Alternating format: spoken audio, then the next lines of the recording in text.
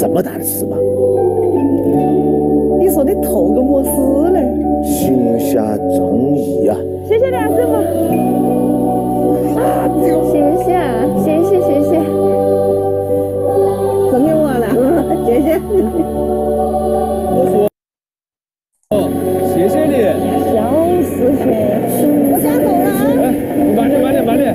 如落叶飘散，任由风吹，但是在离合悲欢之间，希望还是不停出现。别害怕，你比你想象的勇敢，别忘记曾经定下的约，让我陪你看日出日落，在红色的桥边。真是太及时了，也就能做自己了吧？你别你好像我会让你。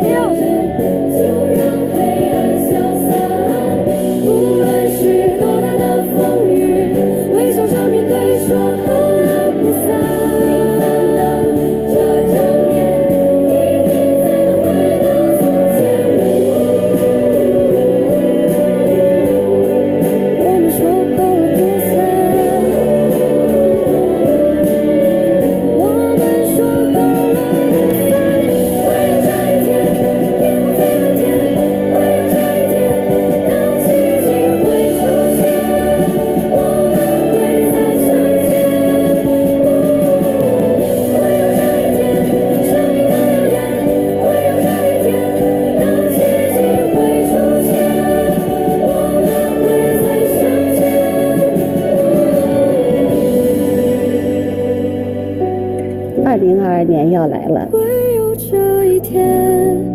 你去年的愿望实现了吗？最后做的事情做了吗？新的一年，你会和谁一起度过呢？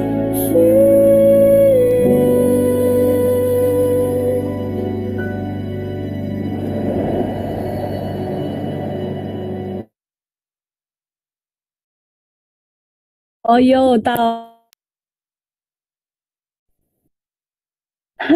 嗨，大家好，又到了周日晚上的7点钟了。哇，很荣幸又看到了非常多熟悉的面孔啊，熟悉的波塞冬大人，你又出现了，好，非常高兴。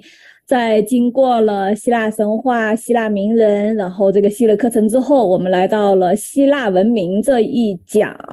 那么我们第一讲要讲什么呢？相信大家看了一点点我们之前放的这个电影的小预告片之后，应该有一点感觉了。在这个人类的历史进程当中，这种瘟疫、这种流行病和我们人类的历史是同步进行的。就像我们现在依然处在这个 COVID 的这个 pandemic 期间，那在当年的这个雅典，它也曾经有一次非常影响了人类文明进程的大瘟疫时期，那么这就是雅典大瘟疫。那今天我们讲的主题就是雅典大瘟疫。有请我们的主讲人北坤。Okay, hello everyone. Today will be our first class or lesson of our Greek civilization unit, the Plague of Athens. The Plague of Athens is an epidemic, much like the pandemic which we are experiencing at the moment, COVID. So how are you guys feeling about COVID right now? 有没有小朋友得过 COVID？ 如果上一次有听，我得过，我也得过，还有谁得过？我整个家都得过，除了我的爸爸。OK， 你得 COVID 的时候什么感觉呀？每天只能吃粥，饿死了。我得 COVID 的时候呢，我是又瘦了很多。恭喜你啊，这也是一个意外的收获。我是我得 COVID 的时候，大家应该可能还记得，因为我得了 COVID，然后还在上学期给大家讲课的时候停了一节课。我和北坤都得了，北坤是发烧、咳嗽、流鼻涕，然后我比较严重，我咳嗽到后来就是没有办法躺下来，我就是一直坐着睡觉，大概过了很久，然后才恢复。那还有其他小朋友有得这个 COVID 的经历吗？你们是怎么好起来的？我得过，感觉就像感冒一样。你就是症状不太严重，对吧？我是打那个针第二次，比我得疫苗的时候状况还差。其实打疫苗也就是轻微的一些感染。那好，北坤。Okay, so let's see how the Athenian people dealt with it back in the time. So the plague of Athens it occurred during BC 430 to BC 427. But of course, that was during the time of the Peloponnesian War, which is a war between Athens and Sparta. And mainly could have just been one person who got infected. But during that time, the general of Athens, Pericles, he closed off the city, forcing everybody to reside within the city walls. And he also built here a giant Great Wall of Athens. However, it's still a Great Wall, much like our Chinese Great Wall. But this one, it actually has two walls. It sort of forms a road, like in the middle, people walk through it. 有一点像一个 drive-through 的感觉，就是 Driveway. 对他们从那里运送物资啊什么的。Yes, and as you guys can see, it leads straight to the port. And that is also how most people thought that they got the plague. So we get most of our information from a guy named Thucydides, who is someone who has lived through, got the plague, and survived from it. And he wrote a book about the Peloponnesian War and the plague of Athens. And we mainly get most of our information from there. So according to Thucydides, it came from Ethiopia, which is somewhere down here, which we cannot show. And yes, that's Thucydides' book. 这本书的名字叫做 The History of the Peloponnesian War, Thucydides.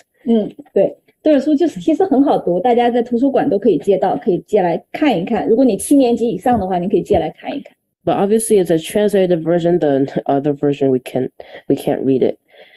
So it originated somewhere down here from Ethiopia, and then it eventually made its way to Egypt and Libya, and then got into the port, which then followed the road straight into Athens. And that time they didn't have good hygiene as well, so it became more easy for the disease to spread. And of course, not all of the people used to live within the city walls. Most of them were farmers and other people that lived outside the walls. So that, well, only the rich people got to live in the houses, and the poor people who couldn't afford a house within the main city had to live either on the streets or in the temples of gods. And because a lot of people were poor, not much people were rich back in the days. So the temples were very cramped, and, everybody sleeping next to each other, it would really help the disease spread. 大家还记得我们在讲那个奥林匹克赛会的时候讲到过，古希腊人他们是怎么随地大小便的吗？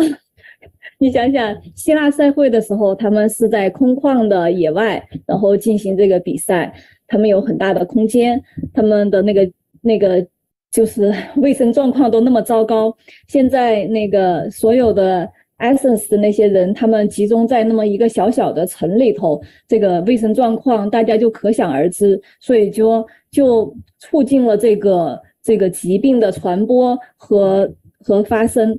原来它是从 Egypt 那边传过来的，但是为什么说在其他地方都没有像在雅典这么严重呢？这个一会儿北坤会跟大家就是再往后面讲，会继续说到它。And it ended before it ended soon, and the Peloponnesian War was still going on because the Spartans weren't just going to give up. But but still after, they don't bury bodies because they soon had nowhere to bury them. So they just threw the dead people onto the streets. So the Spartans saw that and kept their distance. But after it ended, the Spartans went to attacks, which shortly ended the Peloponnesian War with Sparta winning. Because Athens suffered 25% population loss from the plague, and the surviving, most were actually, sick and very weak. So they barely had anything left. They didn't have like an army. The army wasn't in good shape to fight anymore. And they got most of their resources from not most, but all, because there weren't any fields, they couldn't grow any crops, so they could only buy from the ports. So that sort of made their resources a bit, they could only take other people's resources, so they also were low on money. 对他们，那个时候只能，因为他们被封锁了。这个阿提卡地区虽然说并不富裕，但是他们原来是有农民种地的。现在因为他们，斯巴达人经常去他们周围劫掠，然后会把他们的农田烧毁，然后这些雅典人呢又躲到城里头，那他们自己本地就完全不出产粮食和任何东西，他们就是通过当时我们跟大家分享过有3条路线，然后雅典人买粮食，他们就是从这个港口要往黑海那边去，就是现在大家都知道乌克兰在那边买粮食再运回来，他们所有的物资都只能从港口进出。这就是导致他们也他们的钱大部分都拿来买粮食，买各种各样的东西，再加上这个疫情的影响，然后最后雅典就衰败下去了。Okay, so now, because Pericles' idea was a failure, if you guys were Pericles, what would you do to both protect yourself from Sparta and also prevent the plague of Athens from killing you? Plague. Yeah. So what would you guys do if you were Pericles instead of making this giant road towards the port? Yes. Spread the plague to the enemy. What? Sorry? Spread the plague to the enemy. Wait, could you repeat that? I would spread the plague to the enemy. Yeah, that is a good thing. However, Sparta, they are really, really strong because they're professional soldier. Yeah, they once they're born, they get trained to fight. So because Sparta doesn't have any good other stuff, they just mainly focus on fighting. 斯巴达人是从来不种田的，他们专门打仗，所以说他们几乎是在整个希腊半岛在陆地上是无敌的。我们再看看还有谁？诶，这是谁 ？Brian. I will run. Yeah, that's a good idea. However, Pericles probably thought that it would be better to, get a shield rather than run. However, of course, it worked wrong. So I think your idea is really good. 对，你的主意很好。他们雅典人曾经是这么做的，但是他们不能永远都在 run. Okay, Lucy. Okay, Lucy. Excuse me, what grade are you in? I'm in 8th. Oh. 你什么时候读的这个？我觉得你讲的挺好。Okay, thank you. Patrick. I would fight Sparta in the Navy because, doesn't Athens have a huge Navy? Yeah, I think. Ships or something? Yeah, you're very right. They because during the Persian War, Athens basically had a small alliance that gave Athens money for them to fight Persia, which we will probably talk about later, next class. I think next class. Yeah. But Sparta doesn't need to go on the water because imagine Sparta's over here and the Athens right here and the sea is down here. Sparta just goes on land. They have a really good navy, but Sparta doesn't need to fight on the water. But if you could lure them onto the water, then that would be an absolute victory. Although I think Pericles probably thought that was too risky. 其实那个伯利克利也是在那个海上骚扰过这个斯巴达的，有点像我们中国的围魏救赵，就是沿着那个海岸线走到斯巴达那儿，看见有机会就上去，然后就去打斯巴达，然后斯巴达有的时候就会回去。但是他其实这个策略在当时是很常见的，当时的人没有人知道那个聚集在城里会导致传染病啊，所以说我们现在的人看起来可能这是一个悲剧，但是在当时的人看起来，他们只觉得这是神的惩罚。Yeah, and we will talk about how witchcraft, religion were mixed up with science and other medicine. Poseidon or any. So we're talking about like Athens. They have a plague, right? The Athenian plague. Mhm. So like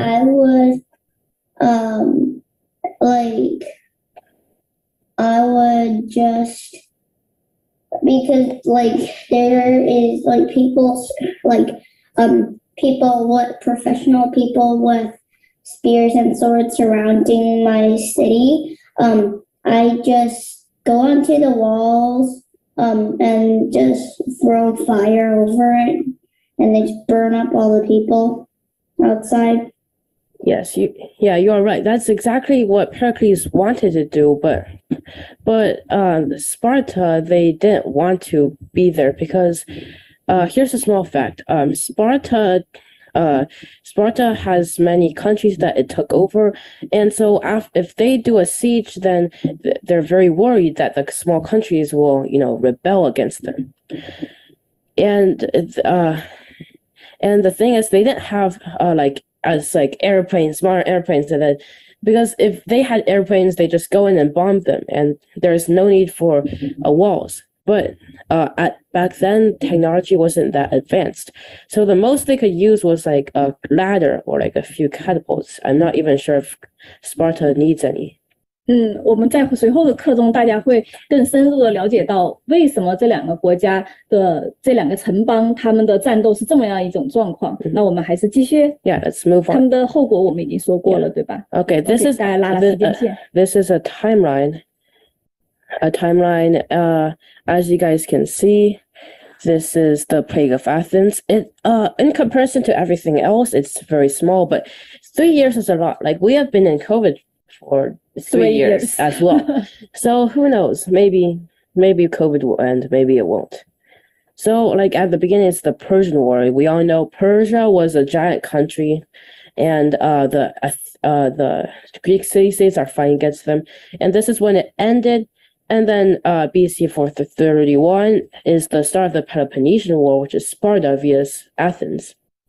And it ended 404 BC.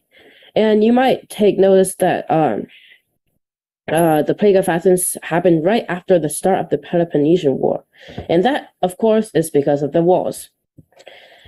Pericles, the general that we mentioned earlier, he lived from about after the Persian War started, and he died because of the plague. Yeah. So these people are the people that we have talked before, but we won't really focus on them on this lesson.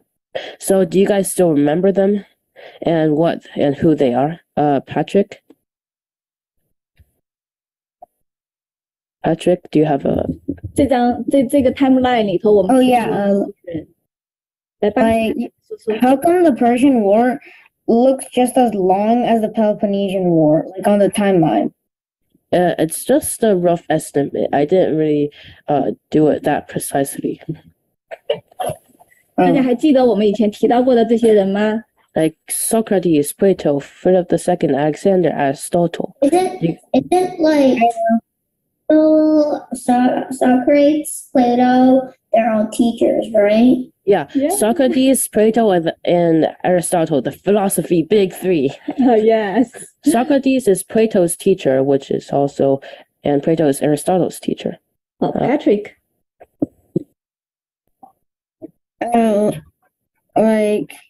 Like last time we didn't talk about Pericles or Philip II.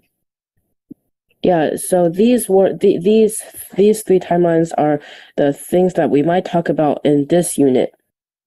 Oh, wait, who is Pericles anyway? Pericles is a general of Athens.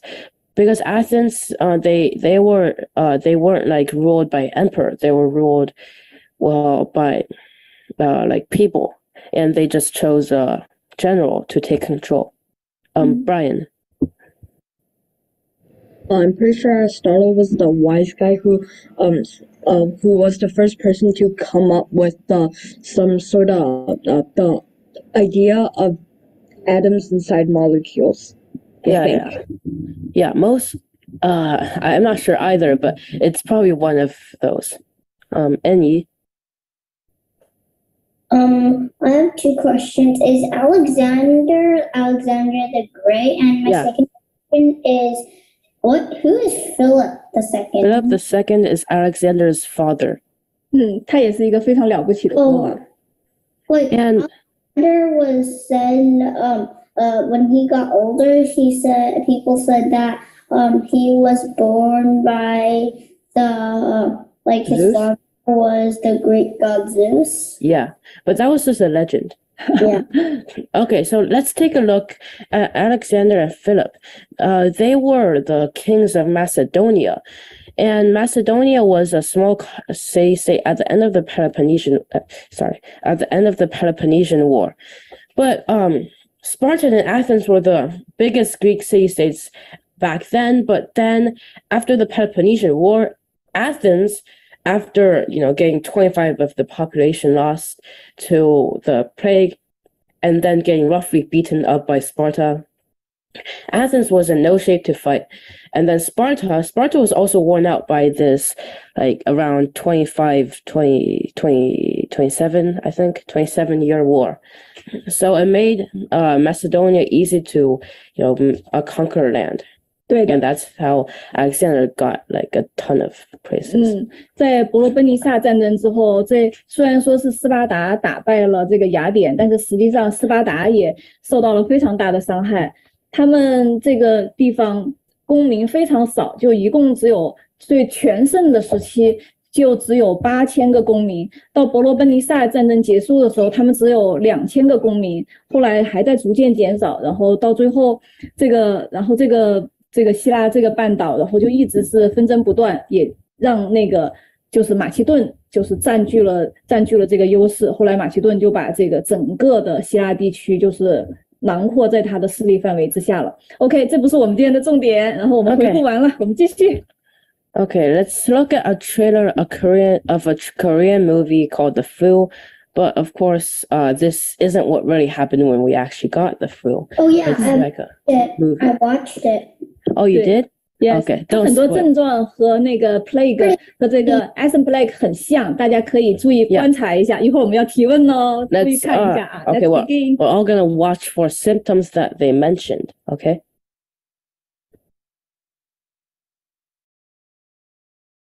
Tell me if you can't hear anything. 집을 떠나고 있습니다. 시민들의 불안 심리를 잠재우기는 쉽지 않아 보입니다. 모든 병원에서 유사환자가 접수됐답니다. 홍반부지 특징입니다. 사망은 주병의 증상과 완전히 일치합니다. 사망자 수는 기하급수적으로 늘어날 것으로 예상됩니다. 당장 폐쇄해야 합니다. Launch operation clean city now. And will be segregated at the camp.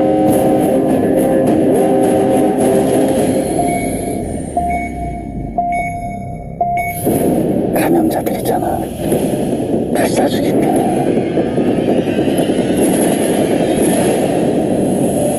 Simply cannot afford to let 이건 어쩔 수 없는 선택입니다. 우리에게 잠시만 맡아주세요. 한시간 2,000명씩 죽었다. 엄마 여기 있어? 엄마 여기 왜 있냐고. 야, 정말 여기가 어디라고. 치료제 같은 거 없어요.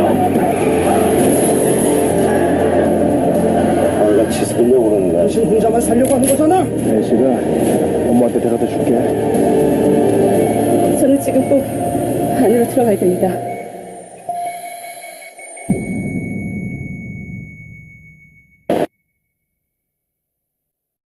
The symptoms are red spots on their body. Yeah, skin rash and such. However, flu is not as serious in this trailer, but it's for a movie, yeah, we need to. But obviously, we like never we can actually die from the flu if we don't have proper treatment. Well, not die, but like suffer 有一 very 些有一 serious 些身体比较虚弱的人还是会受此影响，而且那个就是不同的人对 flu 的这种耐受性也不一样，大家还是要注意啊，该打疫苗要去打疫苗哦。我那个前天得了感冒，所以我晚上没有盖被子，但是今天好了。Yeah, because most of us have resistance to these diseases. Okay, so now let's look at COVID. What do you guys know about the COVID symptoms? Most of them are very similar to the our modern flu and such. Any? I know about COVID. Number one, I know that COVID looks very ugly. No, that's just a picture. And number two, COVID. I got COVID before, and it has ruined like lots of people's families because when I got COVID, my mom, I didn't get any symptoms, but my mom got COVID from me because I went to school and I got COVID, and when I came back, I got my mom COVID. So my mom had to go to the hospital for all the way until 1 o'clock in the morning. Then she came back, and it was really scary. 就我的 COVID 症状包括咳嗽，然后发烧，然后浑身疼痛，还有呼吸很快，然后不知道其他的小朋友还有没有，你们有没有一些其他的一些症状，就是包括你们就是感受过的。然后我是那个无 symptoms 的感染者。你没有。My symptoms were mostly just dizziness and like a fever and sometimes coughing and sneezing. Okay, let's look at the symptoms listed by a very reliable COVID website. So first is fever or chills. Either you're feeling like your body is like heating up or your body is like really cold. And then coughing, we all know coughing, shortness of breath or difficulty in breathing, like what my mom said earlier, like breathing really quickly. Fatigue, which is just also what I mentioned, like you can't even get up from bed, you're feeling very tired. Muscle or body aches, like have you guys ever gotten a bruise? Like it sort of feels like your body is just like hurts when you move sore it. And feel pain. Headache is just like feeling your head is dizzy and you can't lift it up. New like loss of taste or smell, sore throat, runny nose, nausea or vomiting, and diarrhea. Okay, so these are the symptoms of the plague of Athens. Let's look at them and compare. Fever, redness and inflammation in eyes, sore throats leading to bleeding and bad breath, because sore throats, they hurt really much and sometimes you just want to cough it out, but then it will just hurt even more. And then bad breath, they didn't have good hygiene. They don't even brush their teeth properly, so they will obviously have bad breath to begin with. Sneezing, once again, loss of voice, coughing, vomiting, pustules and ulcers on the body, extreme thirst, insomnia, and diarrhea. And we will talk more about extreme thirst about that later. So what similarities between the Athenian plague and the COVID, what similarities do you guys notice? Vomiting? Brian? Diarrhea was always last. Yeah, they both have diarrhea. Any? Vomiting. Yeah. Rami. Fever. Yes, fever. And then there's also loss of a sense, even though in COVID it's just loss of taste or smell, and in the Athenian plague it's loss of voice. And there's also 对，但是实际上，因为我们现在只从一个人的一本书的记载里头知道这些事情，所以说他记载的东西是不是全面，其实我们也不知道。然后，但是就是只能从这个里头来有一些大致的一些了解吧。Because our written history is just like a bunch of pieces, fragmented pieces sewn together, and maybe one source is right, maybe one source is wrong. So we are not really sure, but we're not even sure if Thucydides is reliable, but he's like our best shot. 我觉得他还是挺。因为这本书其实很好读，就是修昔底德的历史，如果7年级以上的孩子可以读一读。我觉得他记载的还是挺详细的，我倾向于相信他。Okay, let's look at the person that actually cured the plague, or at least he is said to cure the plague. Of course, he exists, and we might know him by the Hippocratic Oath. Patrick, do you have a question? You just said what I was about to. Okay, yeah, the Hippocratic Oath, which we will talk about on the next slide. Hippocrates lived from BC 460 to BC 370. But like other regions, medicine and witchcraft were very mixed up in ancient Greek. Hippocrates is one of the first who separated the discipline of medicine from religion. He thought that disease was not a punishment inflicted by the gods, but rather like a product of environmental factors, diet, and living habits. Hippocrates believed in the healing power of nature, which means the body, it contains it within itself, like a power to rebalance and heal itself. He believed in rest and mobilization of capital importance. Hippocratic treatment emphasized keeping the patient clean and sterile, which is very, very advanced, at least in that era, because at that time, they just stack patients together, put the dead bodies on one side, put the patients on the other side, see what they can do, make them pray, and maybe saw off an arm or two. Hippocrates did work with many convictions that were based on what is now known as like a very incorrect anatomy and physiology, such as humorism. Humorism was a system of medicine detailing the makeup and workings of the human body.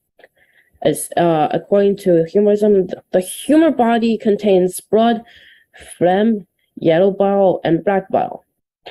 These are things that make up its constitution and causes its pain and health. Health is primarily that state in which these constituent substances are in the correct proportion to each other, both in strength and quantity, and are well mixed.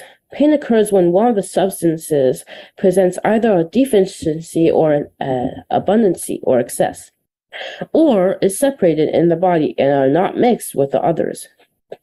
In a novel published by one in 1830, it mentions humorism and how humorism is correct. However, Hippocrates, who also believes that humorism is correct, lived in around 460 BC to 370 BC.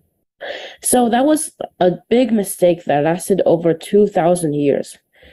But Hippocrates is still commonly credited with the coining of the Hippocratic Oath, which is still in use today.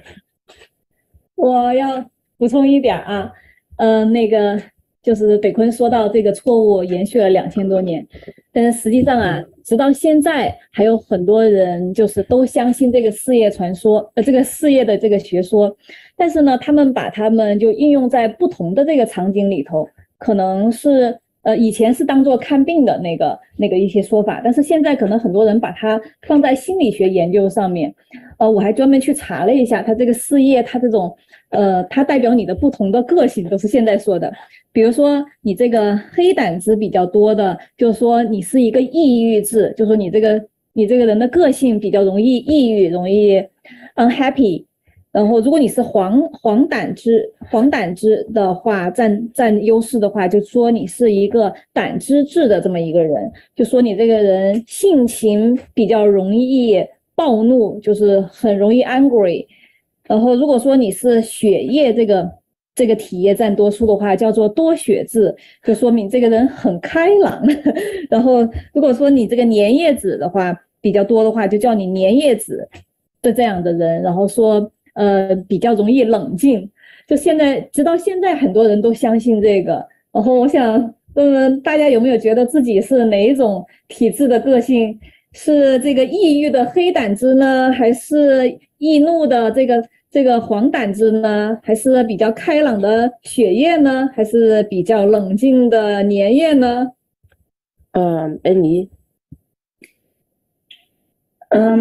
Like, I don't know if this was used in Greek before, but in the Black Death, one of the curing ways was like cutting a hole in the patient's arm and bleeding the disease out.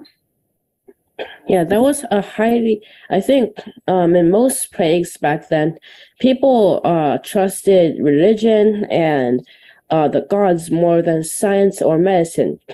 So back then they wouldn't really do anything except make them go into the temple and pray for the gods, like, oh God, hear my prayer, heal me. But that, of course, wouldn't work. It's just like, if you survive, you're lucky. If you don't survive, oh well, gods didn't look upon you. And even in like small injuries, like if your arm is dislocated, all the doctors would do is just like roughly push it back. And if you're lucky, it gets back in place. Your arm is fixed. If you're not lucky, well. 可能你就会因为发炎啊，或者是全身就受感染，就会死掉。在古代是没有什么，就是在古代希腊是没有什么很好的医疗的。你去庙里头，大家就会给你念咒语，然后装神弄鬼的，然后或者是就是给你祈祷。Broken bone. A broken bone? Well, cut the arm off. No, I'm kidding. But that would mostly be like in a pirate, I guess.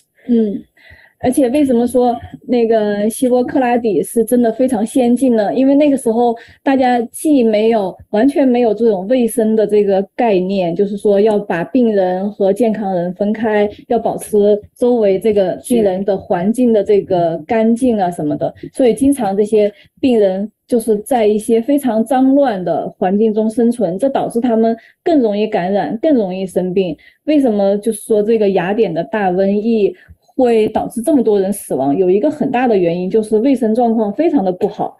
大家可能知道历史上有一个非常有名的疾病叫做黑死病，它让Black Death 让那个几乎欧洲的人死了1/3吧。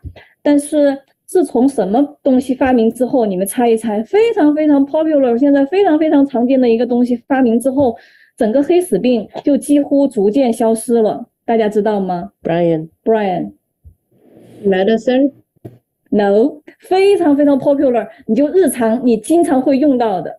Sophia Masks? 口罩 No， Remy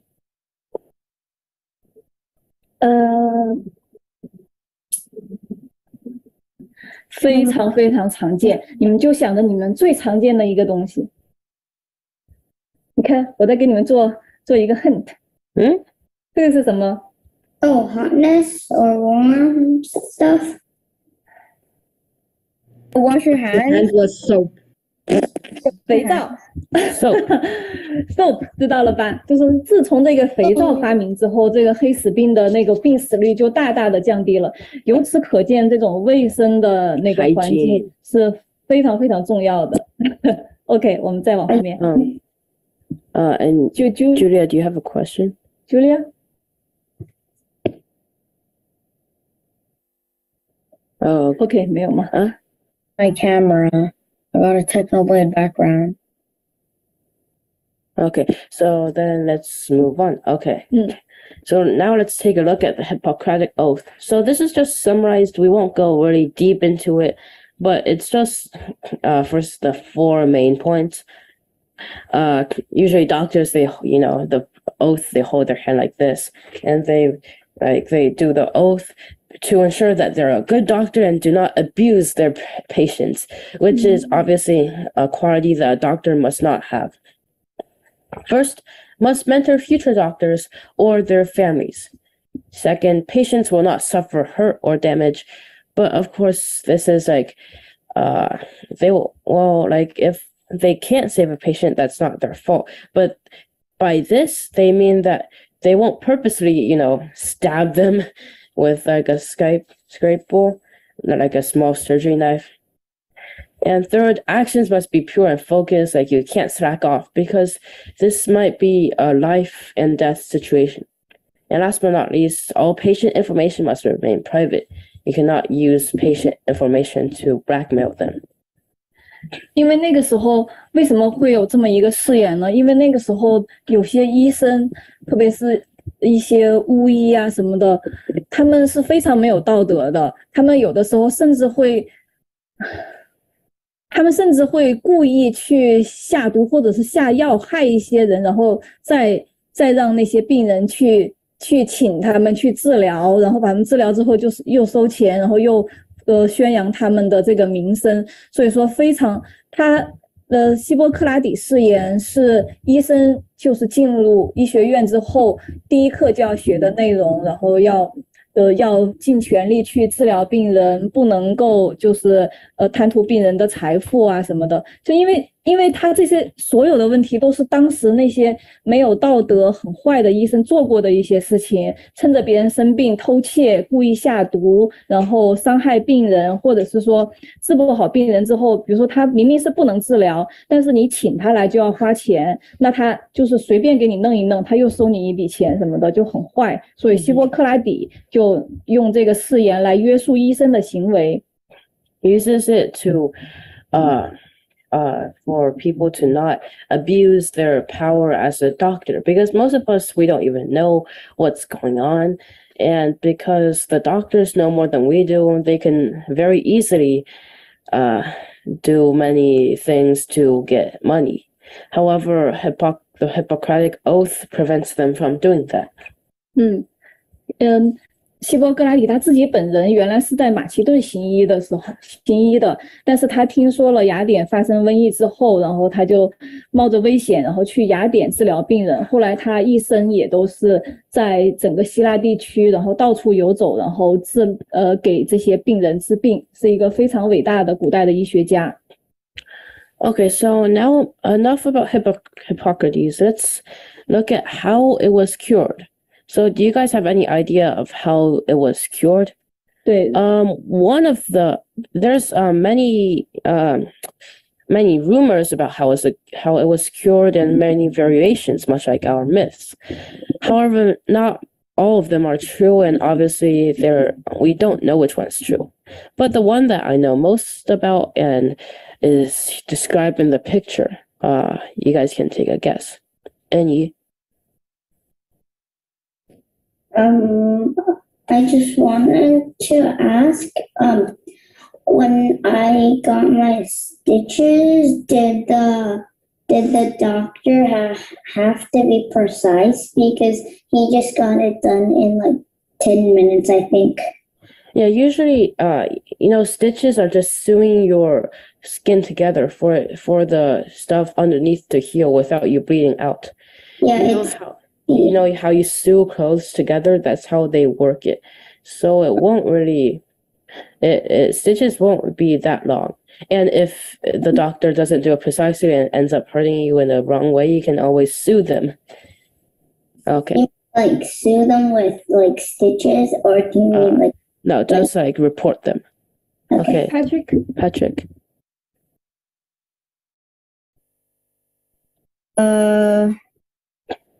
Maybe burning them to death or something? No, but they did sort of burn the dead bodies. But, okay, do you guys notice what this environment is? Wait, do they hammer them? No. No, it's a blacksmith. Yeah, it's a blacksmith. Okay, that's James. James? No. Okay. So, Patrick and Annie, do you guys still have any guesses? Can I guess one more time? Sure. Wait, can I guess? Sure. And so Okay, let's. is it like they use a heat to burn the bacteria? Yes, they use the heat to burn the bacteria. However, I don't think that's too true, but it could be true. That's like one of the stories I used to hear. So let me tell you guys about how it happened. So Thucydides was walking through the street, and back then the hygiene wasn't really good because they had this local public water pool that people would go in to take a bath and to drink from. But then there was earlier in the symptoms, there was the pustules on the body, yuck. Like they take a bath in there because they feel that their body is heating up from the inside, so they just like jump in there while someone else on the other side is just drinking from the water. Okay, so but like a ton of people feel like their body is heating up. So then Hippocrates went into the blacksmith shop, and he saw that the blacksmith was working just fine, hammering at the metal. And he went up and asked whether he felt like his body was heating up. And the blacksmith was like, well, obviously, because I always stay by the fire. So that gave Thucydides an idea to, light up torches all in Athens, which eventually cured the Athenian plague. But I highly suspect that's a story that is made up. What a more accurate version, but it's a more darker version in my opinion, is where so much people die that they are forced to quarantine. So much people die that they isolate without even knowing it. So after a bit, the infected people died too fast for them to infect other people, and that was sort of how it ended, I think. That is a more trustworthy but a bit dark story of how it was cured. Although we never really have proof on how it actually was cured because, well, we are not sure. And of course, this is very old history. We can't really go back in person. 根据对鼠疫的这个研究来看呢，就是如果这个瘟疫你死了足够多的人，他没有可以传染的，他没有大家的空间，就你活下来的人生存的空间就大了，互相传染的这个几率就低了，所以有可能他的死亡仅仅是因为死了太多人，这个地方腾出来了。当然也有可能就好像我们现在所谓的群体免疫，就是剩下的人他们都获得了免疫，然后得到就是不会再感染了。像后来存活下来的人，很多人留下了一些后遗症，比如说眼睛瞎了，比如说失去了他们的肢体，然后还有一些人，比如说柏拉图，他是从这个瘟疫中，就是在瘟疫结束之后的那一年诞生的，那他有可能就是天生就带有这个免疫力，也有这种情况。有他们所谓的就是这个火，这个因为是一个传说嘛，这个火，然后让这个治疗这个瘟疫。刚才我看见有一个小朋友那个有说到说，是不是这个火把这个尸体烧掉了？我觉得这个也是一个很有意思的一个猜测。因为有可能他有一个尸体都扔在街上，就是成为一种传染源，可能真的是拿那个火把尸体烧掉之后，这种传染源就减少了，这应该也是其中的一个方面。但是现在我们都只能是一些猜测，因为我们没有说特别确切的关于他那个就是如何治疗、如何消失的具体原因的这个东西没有，我们现在就是一种猜测。根据后来的一些大瘟疫的情况，我们猜以前可能是这么消失的。Yeah.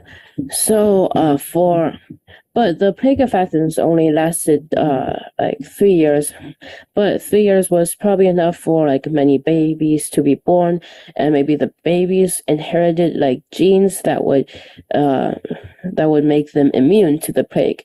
And the people that miraculously survived, well, very, very miraculously, because they didn't have enough cure for it. they would develop immunity as well, like how our vaccines work. And even if they didn't cure it, after a few generations, they would probably develop enough immunity.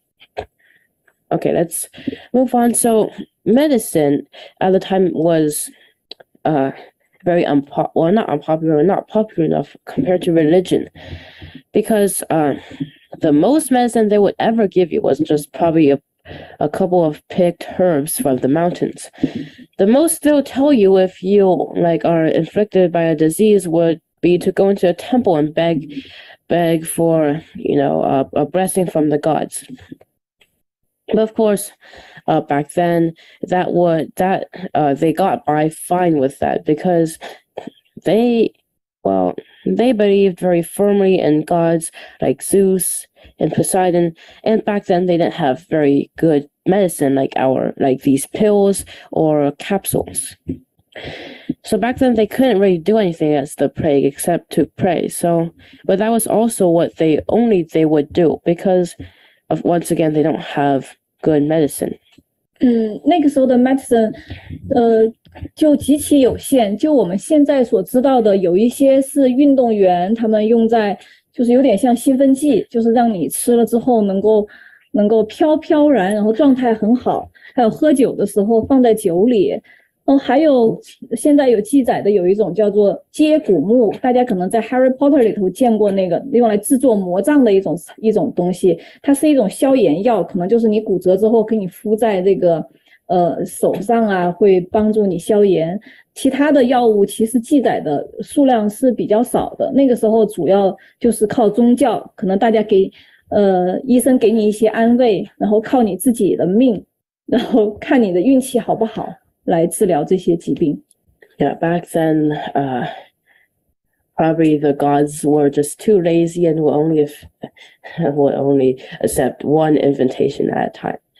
But of course, back then, Apollo was the god of medicine. So, for example, in the plague of Athens, there was a prophet that said Apollo was supporting Sparta rather than Athens, and Apollo was the one that gave the plague of Athens to Athens. But of course, it was actually Athens that got it for themselves because of the Great Wall. Okay, so as for plague, we have always been living with plague, but we have only successfully fully developed a full immunity and cure for one disease which is smallpox. I'm pretty sure you guys know about it as well. So, but we can still prevent them. Most diseases aren't lethal as long as we provide the proper treatments. What treatments do you guys know that prevents us from catching a disease? Let me give you guys example, like what we do right now in COVID. For example, mask. Okay, any. Staying apart from people, if you got COVID and doing tests. Isolation? Yeah. Okay. 还有吗？大家知道就是治疗和预防疾病的措施，我们现在都有哪些吗？可以从我们这种 COVID 里头得到一些灵感，比如说大家会不会去学校的时候有没有 COVID test 呀 Batch testing is really to prevent from further spreading. So basically, if you get your whole class is within suspicion. Okay, so now let's look at the ways that we thought of. First of all, here's our quarantine. You get isolated to prevent. So if you die alone. You won't get other people inflicted with a disease as well. And then of course masks. The disease enters through your nose and mouth, so you have to cover them up. And then vaccines. Do you guys know what the first vaccine was made, and what the disease the first vaccine was made for? Do you guys know? Yeah, this is a very fun fact, and I can talk about that after. Okay, now let me talk about the first vaccine. So the first vaccine was of chicken pox, I think. Well, some sort of pox. Back then, somewhere in Europe, chicken pox was a highly dangerous disease, and but one day the scientists back then, they saw this person who just doesn't die from chicken pox.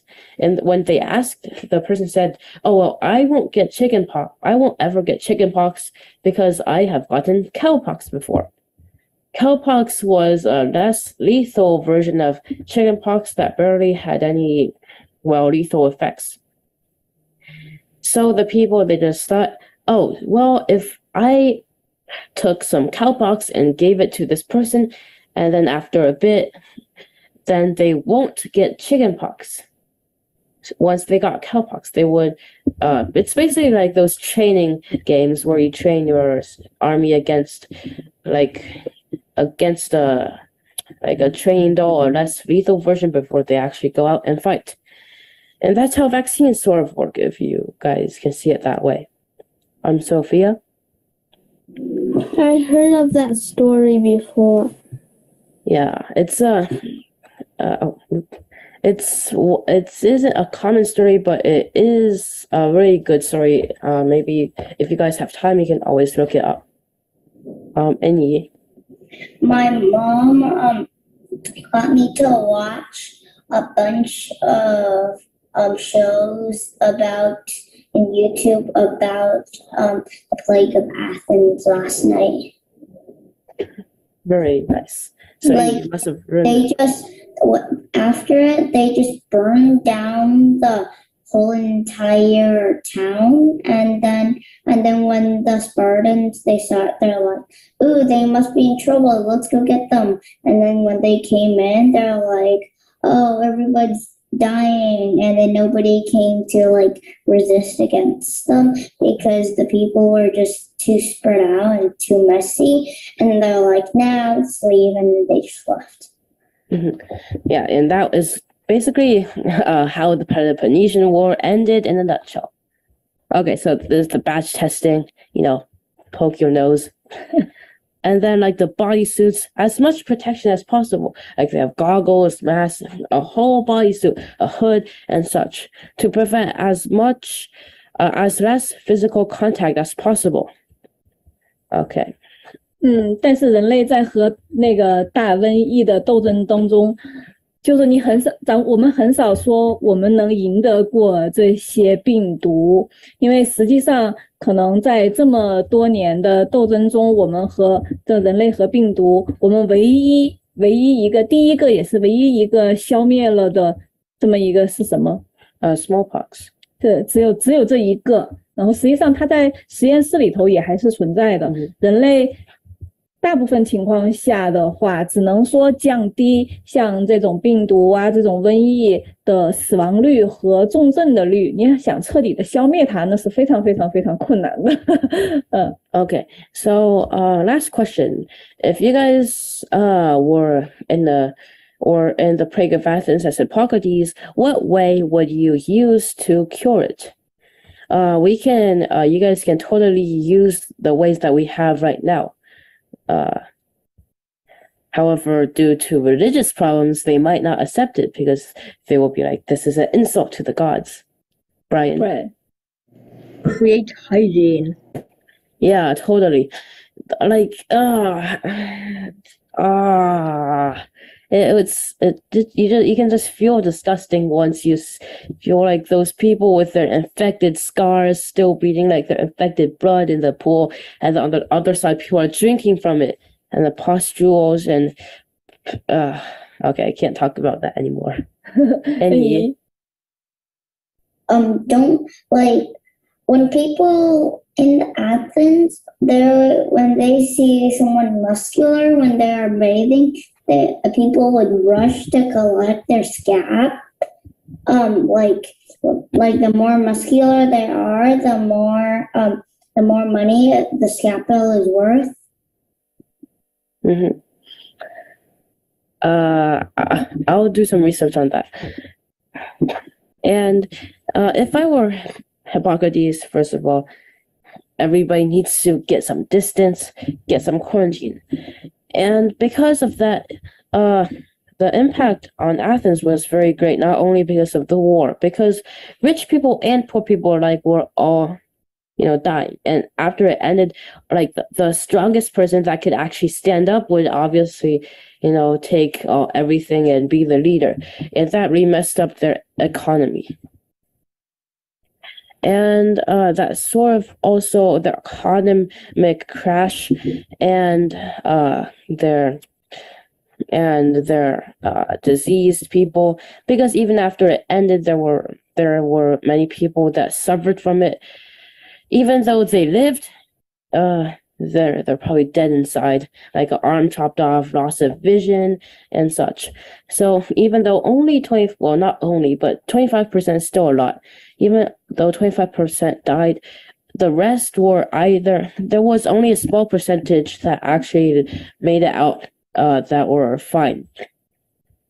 Okay, before we go, here is our last video about the plague of Athens. 我们再回顾一下。 It was the first documented pandemic in history. In 430 BC, ancient Athens was at its peak under the leadership of Pericles, when the illness ravaged the city. Thucydides, author of the History of the Peloponnesian War, contracted the mystery illness and described its symptoms: fever, extreme thirst, and pustules on the body. We don't know which virus caused the plague, but Thucydides said its impact was immense. He describes a way in which a city overwhelmed by an epidemic loses its standards, its bearings, its chaos, moral and political turmoil. They don't believe in anything anymore, while at the same time searching for any divinity to worship. According to Thucydides, the disease came from Ethiopia, passing through Egypt before reaching Europe, hitting Greece especially hard. Everywhere in the known world was affected. Eyewitnesses from the era spoke of an epidemic for the first time and asked themselves if this was the end of the human race. The outbreak weakened the Greek capital considerably, wiping out a third of its population. Historians say it marked the beginning of the decline of Athens.